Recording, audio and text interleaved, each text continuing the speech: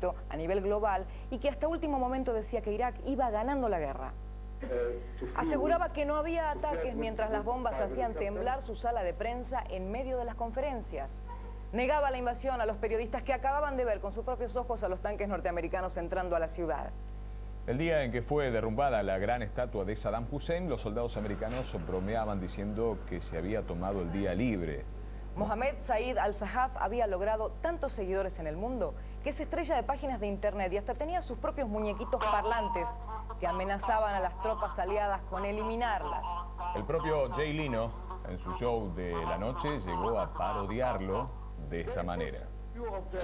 He is still denying that we're in Baghdad. Take a look. This is from yesterday. Take a look. Could they be trapped? They are trapped everywhere in the country. They are trapped in Qasr. They are not near Baghdad. Hasta aquí el diario de guerra. Así es, y por supuesto, como siempre, nos vamos con los retratos de esta guerra que conmueve al mundo. Hasta mañana. Gracias.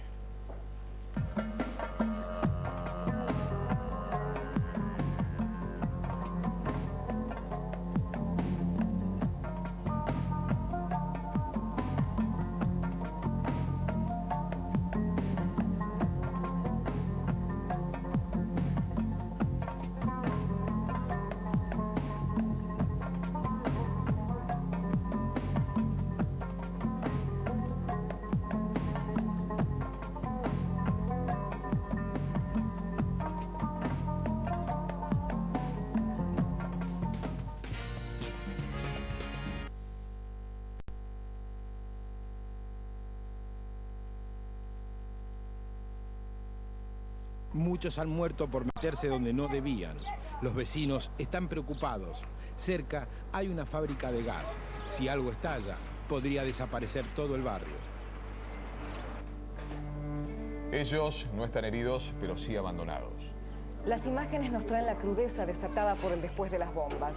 En la anarquía de Bagdad, estos son 400 pacientes del Hospital Al-Rayad, un establecimiento psiquiátrico de la capital iraquí que fue saqueado. Médicos y enfermeros se fueron del lugar, dejando a los enfermos en total desamparo. Sin control, muchos de ellos dejaron el edificio y ahora están vagando por las calles de la ciudad. Estados Unidos avanza con su plan de posguerra en Irak sin participación de las Naciones Unidas. La firma Brechtel de San Francisco ganó el mayor contrato. Es por 680 millones de dólares y será pagado con las ganancias obtenidas del petróleo. 8 países islámicos pidieron hoy la retirada de las tropas norteamericanas de Irak y reclamaron la autodeterminación para los iraquíes luego de la caída de Hussein. Curioso saludo entre los jefes árabes. En la mejilla no, en la nariz. El beso en la nariz es un tipo de saludo considerado de alto respeto en la cultura árabe y está destinado a quienes ostentan autoridad superior. Fue el saludo común en la cumbre de líderes islámicos. Encapuchados, tropas norteamericanas cubren con una capucha el rostro de 5 sospechosos de integrar la Guardia Republicana. Antes de ser detenidos, les confiscaron 5 rifles AK-47.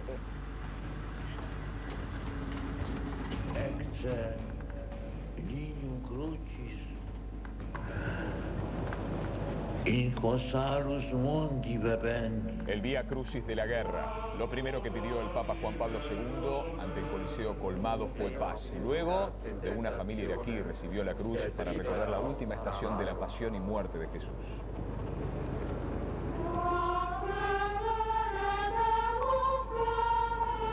El Vía Crucis en la guerra. Católicos en la celebración del Viernes Santo en una iglesia de Irak. Oraciones diferentes a las de la mayoría musulmana, pero el mismo sufrimiento y la misma plegaria. Paz. Dios bendiga a América. Esto pidieron desde un balcón los prisioneros de guerra rescatados mientras se recuperan en la base de Ramstein, Alemania, y cuentan las horas para volver a encontrarse con sus seres queridos. Los marines ya no tendrán que dirigir el tránsito. Volvieron los policías que ordenan las calles a la ciudad de Bagdad. Cuando cayó el régimen habían desaparecido en medio del caos. Lo primero que preguntaron antes de retomar sus tareas es quién les pagará ahora los sueldos. Una ametralladora bañada en oro, perteneciente a Saddam Hussein o alguno de sus hombres de confianza, fue incautada en el aeropuerto londinense de Heathrow. Había sido robada por un soldado aliado que pretendía guardarla como recuerdo de guerra. Sobre Saddam, una nueva imagen recorrió hoy el mundo.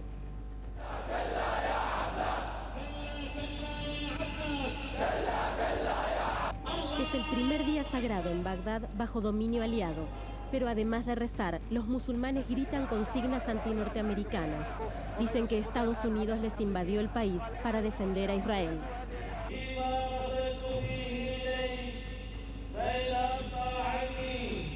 Piden la inauguración de un régimen islámico.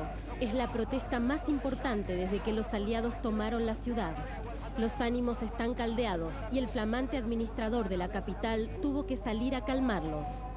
Chalabi tiene fuertes vínculos con Estados Unidos, pero dice que los norteamericanos no se van a quedar para siempre en Irak y que habrá elecciones libres en el país en menos de 2 años. Estados Unidos no quiere gobernar Irak. Además, los iraquíes tienen orgullo. El hecho de que hayan sido gobernados en forma dictatorial por Saddam en el pasado no significa que su espíritu se haya roto ni que haya sido comprometido su patriotismo. La reacción antinorteamericana es interna, pero también podría empezar a delinearse la ofensiva diplomática externa, porque hasta ahora pareció ser una cuestión occidental, pero desde hoy son los árabes quienes también discutirán el futuro de Irak. Representantes de 8 países de Medio Oriente se reúnen en Dubái para unificar posturas. Entre ellos está Siria, el nuevo enemigo de Estados Unidos después de la caída de Saddam. El ex líder reapareció en las últimas horas, pero no en persona.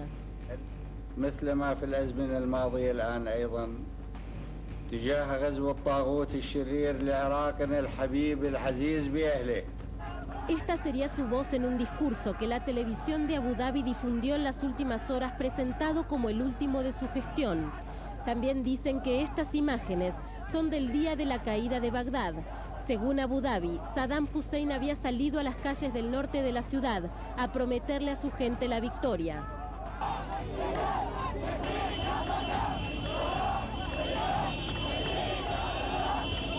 En Mosul capturaron a un importante dirigente del partido Baaz.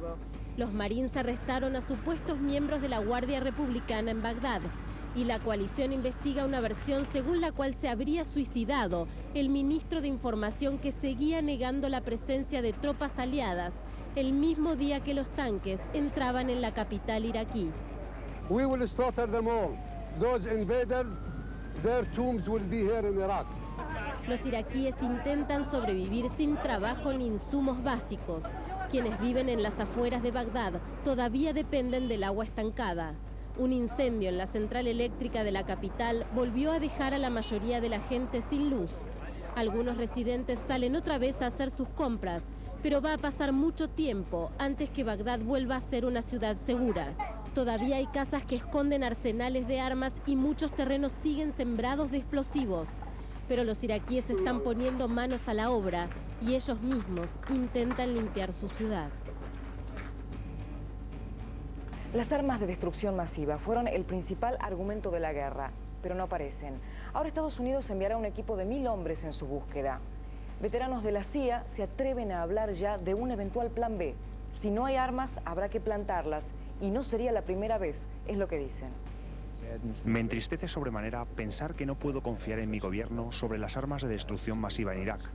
Hay precedentes para pensar que si esas armas no están o no existen, ellos pueden colocarlas. Lo importante es saber que no ha usado esas armas.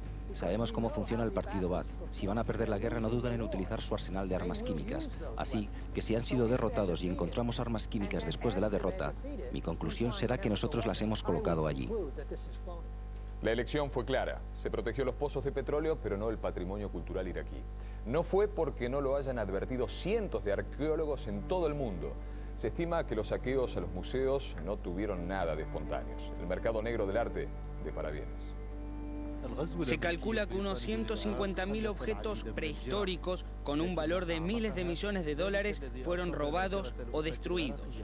En París, los directivos de la UNESCO denunciaron que bandas internacionales organizaron los robos, ya que algunos saqueadores tenían llaves de las bóvedas donde estaban los tesoros. Muchos objetos podrían ofrecerse en el mercado negro. Hemos enviado una carta a todos los ministerios de cultura de los países aledaños requiriéndoles mayor control policial en los puestos de aduana para evitar la salida de los objetos robados. Este es el primer código judicial del mundo, diseñado 18 siglos antes de Cristo.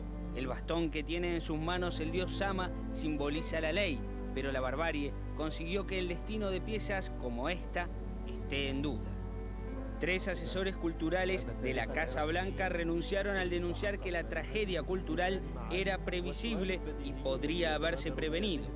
La UNESCO se preguntó por qué el Ministerio del Petróleo iraquí fue celosamente custodiado por los soldados norteamericanos, mientras nadie defendía a los museos de los mercenarios y saqueadores. Desde la semana que viene comienza a implementarse una controvertida medida de seguridad en las cabinas de pilotos de avión en los Estados Unidos. Volarán armados.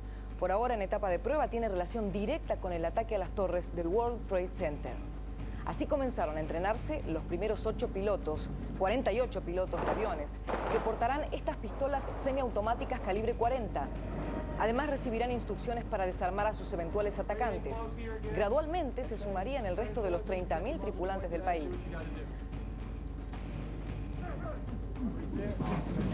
Al comienzo el plan fue rechazado incluso por el gobierno de Bush, pero el Congreso norteamericano consideró que esa era la última línea de defensa y apoyó el pedido de los pilotos.